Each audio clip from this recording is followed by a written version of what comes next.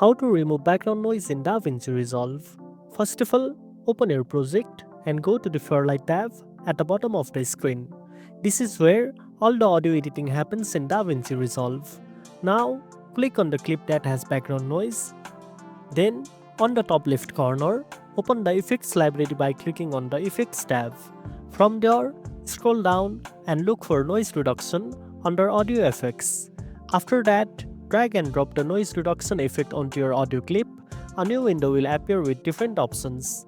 Adjust the threshold to control how much noise the effect removes from quiet parts of your audio. Use the attack to set how fast the noise reduction starts when noise is detected. Change the sensitivity to tell the effect how strong the noise is. And adjust the ratio to choose how much the noise is reduced compared to the original sound.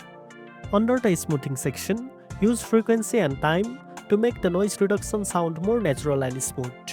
Then, in the output section, adjust the dry wet slider to mix the original audio and the cleaned audio.